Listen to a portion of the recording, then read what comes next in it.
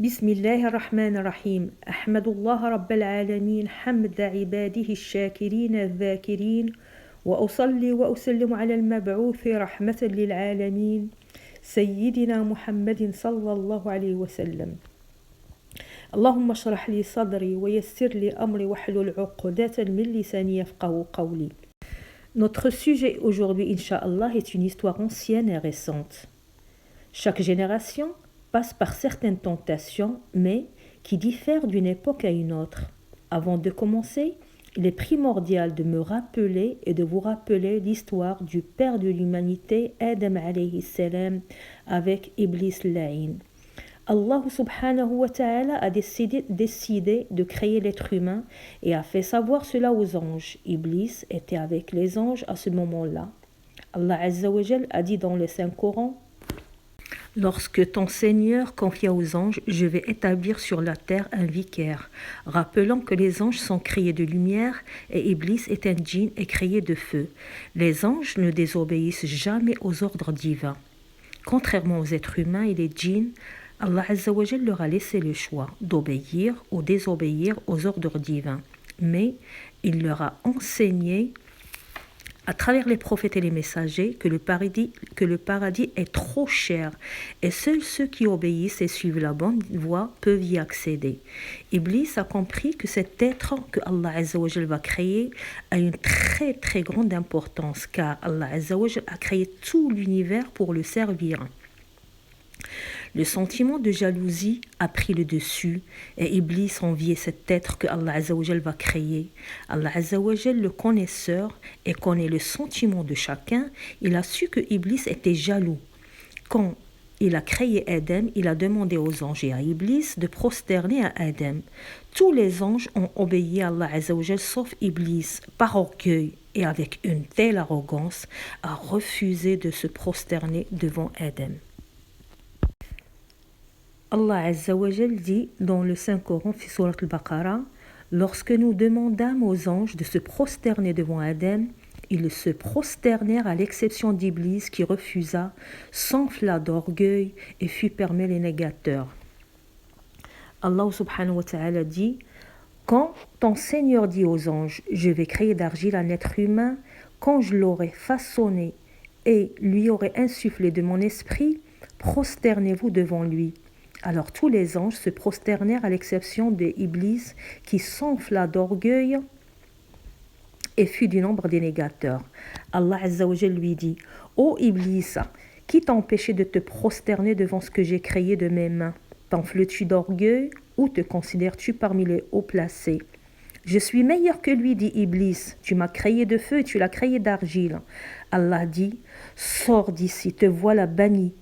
Sur toi sera ma malédiction jusqu'au jour de la rétribution. Seigneur, dit Iblis, donne-moi un délai jusqu'au jour où ils seront ressuscités. Allah dit: Tu es de ceux à qui un délai est accordé jusqu'au jour de l'instant bien connu. Par ta puissance, dit Iblis, je les séduirai assurément tous, sauf tes serviteurs élus parmi eux. Allah lui dit: En vérité, c'est la vérité que je dis, j'emplirai certainement l'enfer de toi et de tous ceux d'entre eux qui te suivront.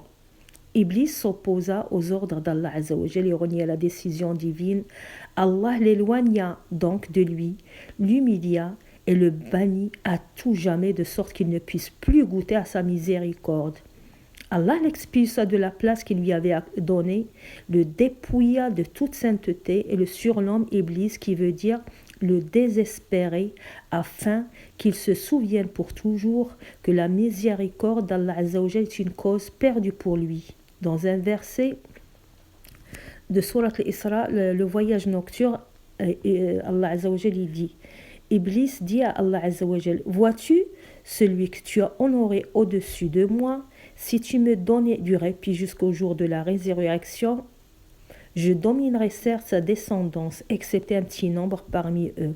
Dans un autre verset, Allah Azza wa Jal désignant ce petit nombre qui fait exception, il dit: Quant à mes serviteurs, tu n'as aucun pouvoir sur eux, et ton Seigneur suffit de les protéger.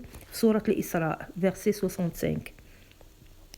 Pour Iblis, c'est à cause de l'être humain qu'il va aller en enfer, mais c'est son arrogance, sa défiance et sa désobéissance qui l'ont chassé de la miséricorde d'Allah Azza wa Jal. À l'instant, il a su qu'il va aller en enfer. Il décida de tout mettre en œuvre pour que Adam tombe dans son piège, espérant qu'il aille en enfer aussi. Alors, quand Allah Azza wa Jal dit à Adam, et nous dîmes, ô Adam, habite le paradis, toi et ton épouse, et nourrissez-vous-en de partout à votre guise, mais n'approchez pas de l'arbre que voici, sinon vous serez du nombre des injustes.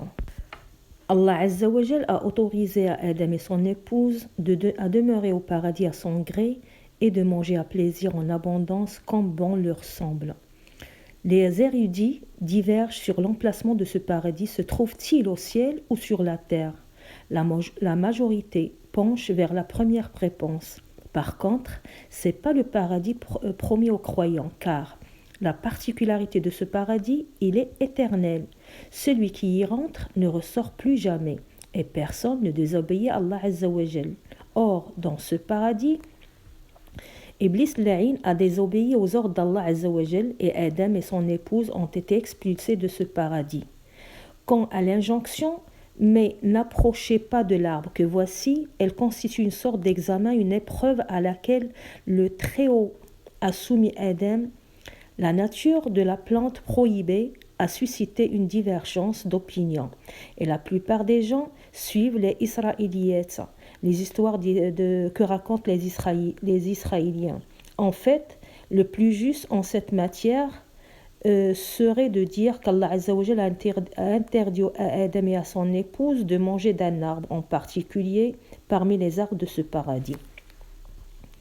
Allah Azza wa Jalla dit: peu de temps après, Satan les fit trébucher et sortir du lieu et du bonheur où ils étaient. Nous dîmes alors: descendez du paradis ennemi les uns des autres, et pour vous il y aura un lieu de séjour et de jouissance temporaire. Ainsi, Iblis les a fait sortir de là à cause de cet arbre, les privant ainsi des agréments et des plaisirs dont ils jouissaient en fait d'habits, de vastes demeures, de nourriture, à foison et de confort. Malgré la mise en garde d'Allah Azza wa Jal contre Iblis qui dit: Inna shaytana lakum adu, fattakhidhuhu aduwa. Le diable est pour vous un ennemi, prenez-le donc pour ennemi. Cependant, il a pu convaincre Adam et son épouse de goûter à l'arbre interdit. Après plusieurs tentatives échouées, il a su à la fin leur faire oublier l'ordre divin avec des fausses promesses en leur disant: votre Seigneur nous vous a interdit cet arbre que pour vous empêcher de devenir des anges ou d'être immortels. Et il leur jura: vraiment, je suis pour vous deux un bon conseiller. Ainsi, il réussit à les duper. Il les fit tomber par tromperie, puisque lorsqu'ils goûtèrent de l'arbre, leur nudité leur devint visible et ils commencèrent à les couvrir avec des feuilles du paradis. Et leur Seigneur les appela: ne vous ai-je pas interdit cet arbre, et ne vous ai-je pas dit que le diable était pour vous un ennemi déclaré? Tous deux dirent: Seigneur, nous avons fait du tort à nous-mêmes, et si tu ne nous pardonnes pas et tu ne nous fais pas miséricorde, nous serons très certainement du nombre des perdants. Telle est l'histoire perpétuelle de la ruse de Satan pour faire sortir l'être humain du paradis. Il est tellement rusé et patient.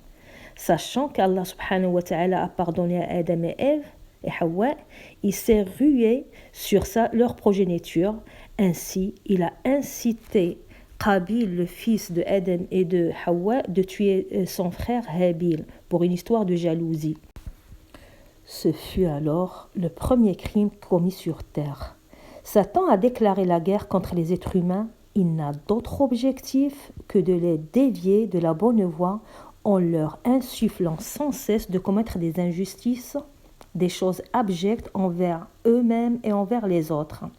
En l'écoutant, on se fait injustice à soi-même, car cela ne pourra que nous emmener à la perdition. Quand un pays est en guerre, il fait tout pour connaître bien son ennemi. sa stratégie de guerre, les moyens qu'il déploie pour l'attaquer, afin de se préparer et tout mettre en œuvre pour se défendre et sortir du combat vainqueur et non vaincu. Si on se veut du bien pour nous-mêmes, il va falloir à chacun de nous de bien connaître son ennemi qui est Satan et tout faire pour le vaincre. Et pour cela, Allah Azza wa Jal nous a donné plusieurs armes pour le combattre. Dans la prochaine leçon, Inch'Allah, on va parler de ces moyens qu'Allah Azza wa Jal a mis entre nos mains pour chasser et éloigner Satan de nos vies.